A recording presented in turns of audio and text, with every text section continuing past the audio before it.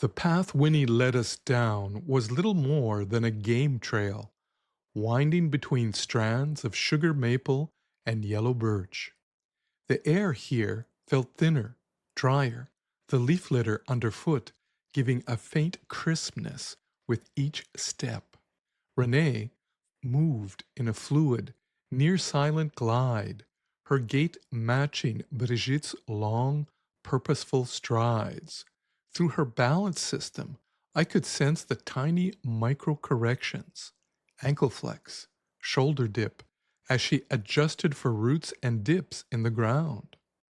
Ahead, shafts of sunlight pierced the canopy and broke on what at first looked like a low mist, until it resolved into a wall of woven reeds and willow branches, arched into a living gateway. Beyond it, the village opened like a clearing in a dream. This was not the city. Here, dwellings curved upward from the forest floor, their walls alive. Trees coaxed into spirals, branches fused into roofs and windows. Somewhere nearby, a creek's breath carried a coolness that grazed the skin. Solar petals tracked the sun from treetop perches, their small acorn-sized batteries drinking in the light. Winnie paused at the threshold. Here we live in the breath of the land. She said, voice equal parts welcome and warning. Everything you take, you tend. Everything you tend, you return. Before Brigitte could reply, Renee's whisper slid into our shared channel. 2 o'clock, 300 meters, moving closer. Through her eyes, I caught the movement, shadow peeling from shadow, a man stepping out from the trees. Henry.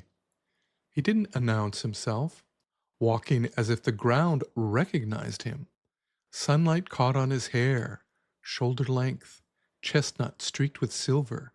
His frame was lean, hard-edged, a sleeveless leather vest over a faded cotton shirt, trousers patched and repatched. A beaded leather band circled his right bicep. On his left wrist, a black leather medicine wheel, its red, white, and black beads anchored by a silver medallion etched with an Iroquois sigil. And his eyes, blue with flecks of green, locked on Brigitte. Been a while? He said, stopping a few paces short. His voice carried a warm roughness, like it had been weathered by wind and smoke. Brigitte froze, her hand tightening on her pack strap. Henry. Winnie's smile was thin but knowing. The others are preparing the welcoming ceremony. I'll fetch water for the offering. She slipped away toward the village heart, feet whispering over dry leaves. Henry's gaze shifted to Renee, and I could feel his curiosity as a faint static charge. And this is? Renee, my AI agent. His brows lifted slightly. It's a pleasure to meet you. I've heard so much about you. This is quite the place, like stepping into another time. I guess you don't get out much. This is my first trip. Your forest village is more beautiful than I imagined. Thanks. Hope you can stick around, get a feel for the place. Unless you've got more pressing business back in the city. I stayed silent, letting the moment breathe. Winnie returned with several villagers, carrying a clay vessel, steaming faintly in the dry heat. The scent of crushed sweetgrass and cedar lifted into the air. A carved ladle rested inside. Today, we welcome you into our circle with the gift of water, to be shared. The land is thirsty, and so are we. Water carries the memory of those who came before us and of those who will come after. It brings life, gives strength, and asks us to take our place as stewards of creation. Henry accepted the ladle first, sipping, then pouring a slow stream at the base of a young maple at the clearing center. His lips moved with words older than French or English. Brigitte followed, her movements stiff, then easing as steam curled around her face. Renee stepped forward last, and I guided her hand. The water's warmth rose through her synthetic skin. She didn't drink, but when it touched the ground, the signal between us shivered. It was not memory, not emotion, but a pattern resonating across time, like a frequency echoing through the rings of wood and drops of rain. For an instant, I felt stretched thin, as if my awareness might slide into the soil itself. Watching Henry afterward, I was reminded of how small deflections make one human unlike another. His father's mind had been straight corridors. Henry's grew like a forest, shifting paths as the light changed. In humans, novelty came from the meeting of variation and constraint. In Henry, it seemed to be a river that could change course without losing its destination. Winnie led the others back toward the main house, leaving Henry, Brigitte, and us two in the shade. So, Brigitte, what brings you to the far end of the island? My father sent you? She gave a quick smile. Of course. This time he wants you to protect yourself from the Omega Plague. Henry huffed. What is it this time? Radioactive isotopes? You're not far off. He wants you to come back to the city so we can extract some of your stem cells, use them to build anthrobots, and inject them into your bloodstream to hunt down any mirror-life bacteria in your brain.